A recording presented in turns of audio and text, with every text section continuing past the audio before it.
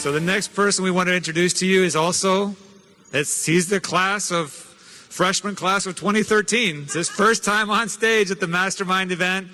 He's got an incredible story. Known him for a while. We've seen him go through the dream, struggle, victory.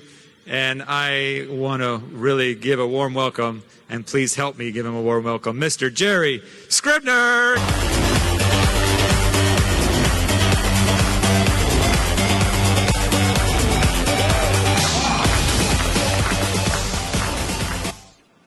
July 2007. The possibilities of the people you meet.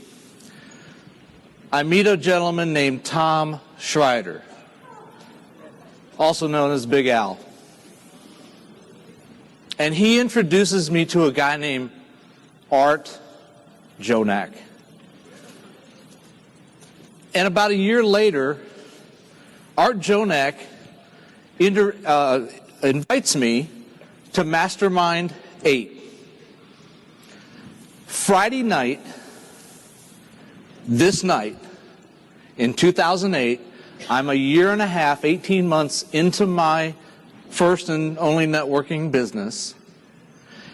Guys, I'm sitting on the back row. I'm what Randy Gage calls a grinder.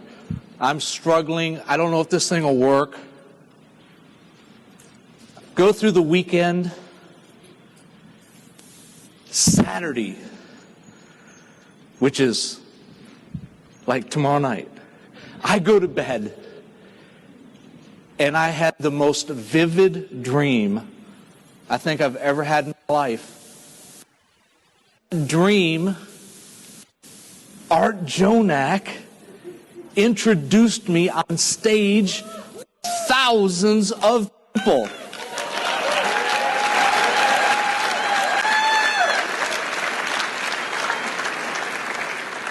Sunday morning, I was so scared and nervous. Sunday after it was all over, I was a ball of nerves, and I approached Art and I said, I had this dream. And one day, you will introduce me at Mastermind. So those of you in the back row, those of you that are brand new into networking, the possibilities of who you meet. Who will be that person 5 years from now that Art introduces on stage? I grew up in Central Michigan, Midland, Michigan, actually. I was the son of a construction worker. And when I was about 8 years old, I really got attached to baseball, football, and basketball. And if it had a ball attached to it, I was all in.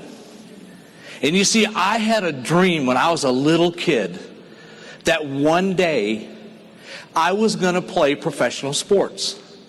And I would probably win a World Series ring for my beloved Detroit Tigers, or a championship ring for the Detroit Lions, or the Detroit Pistons. And you see, by the time I got through high school, all the pitchers figured out I couldn't hit a curveball. And at 5'9" and at that time 180 pounds, there was no way the University of Michigan was come calling my way to play football so that I could get to the NFL. But I knew that the Michigan State Spartans would call me to come play basketball. Well, there's an old saying, white men can't jump.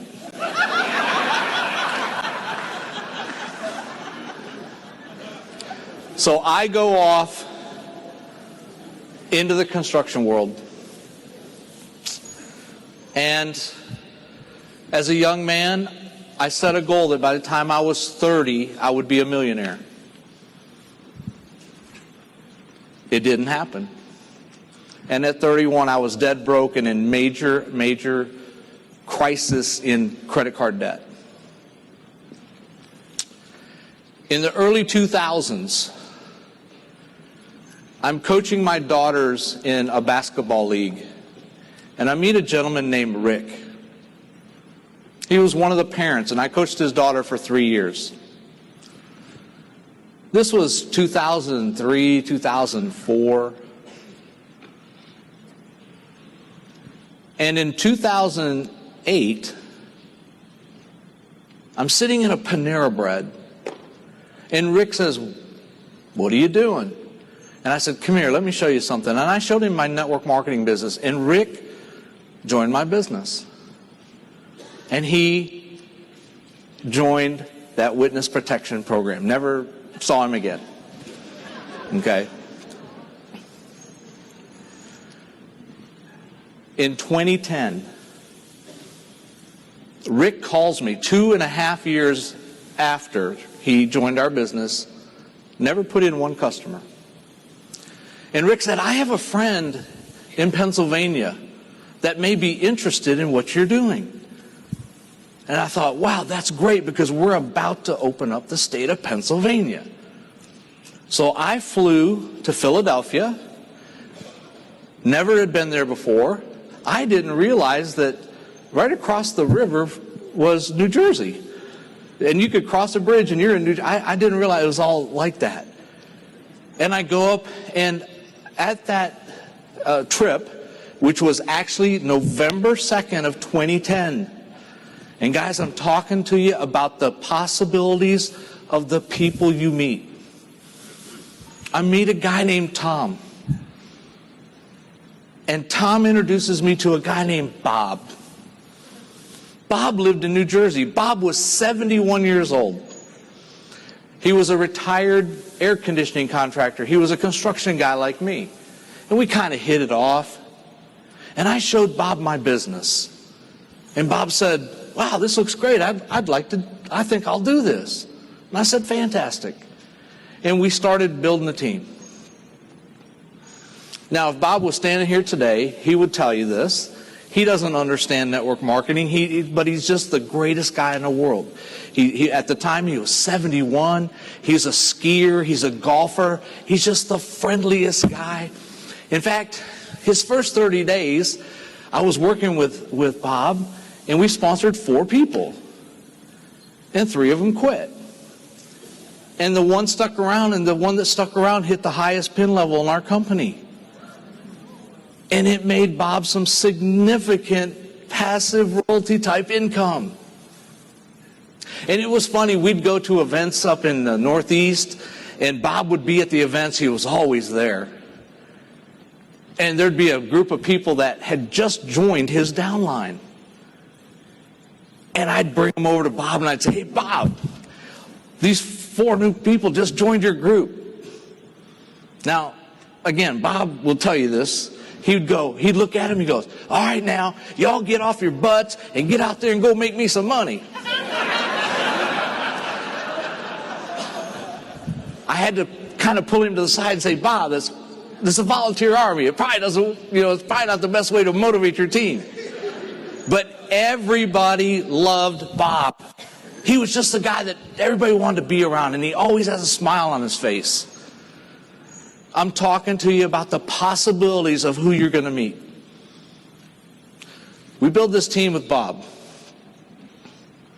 And about a year ago, Bob gets married at 74 years old. Okay? I'm telling you, he's got a unique guy.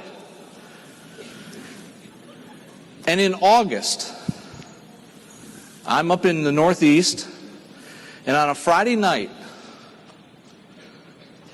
driving home to meet his wife, his new wife, Bob has a stroke in his car. He drives across 5 or 6 front lawns and ends up in one of his neighbor's front yard. Thankfully, he didn't hit anything, but he had a massive, massive stroke. I got the word, and that Sunday, 2 days later, I'm in the hospital with Bob. Bob is totally paralyzed on his right side. He cannot speak. He looks at you, and there's nobody there. And it crushed me. And in the room, I'm there for a couple hours just sitting, praying with him. And in the room walks in his wife, Arlene, who I had never met before, and his son, Bob Jr. They didn't know me. They said, "Who are you?" And I said, "Oh, I'm Jerry from Texas." And they hugged me and just said, "Oh my goodness, Bob talks about you all the time. Bob, we love you. You're amazing. He never shuts up about you." And I go, "Well, I'm pretty fond of him too." And we sat and we talk about Bob. And his wife Arlene looks at me and she goes, "You know, Bob, or Jerry," she says, "we've been married less than a year, and I know he does this crazy business that you're involved with. And I've asked him before, are you making any money with that thing?" And she says he'd always do this. He'd take his fingers and he'd rub them together. And he'd go, "Yeah, I'm making a few pennies." Bob was making a whole lot more than a few pennies. That was August 15th of this year.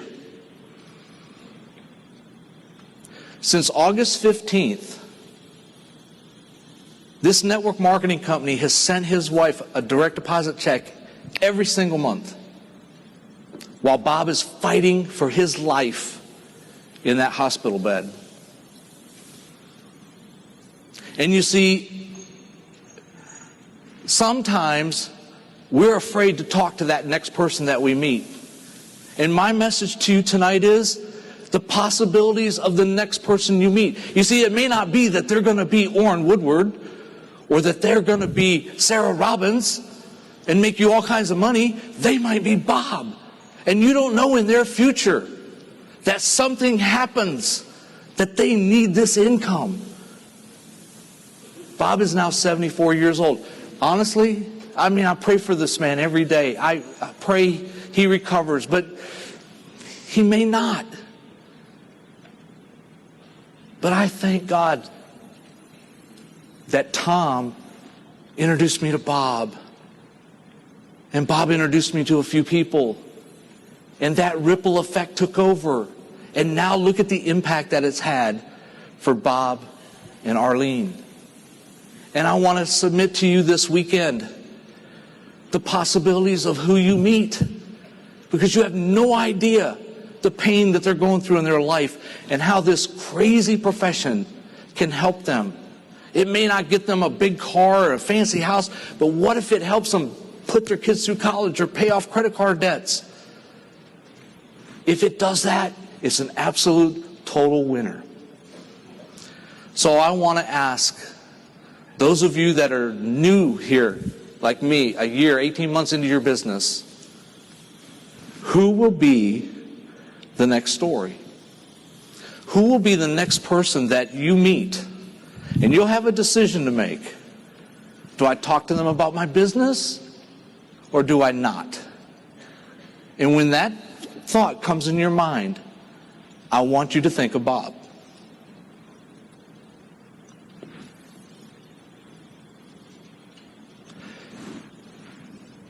I love Bob.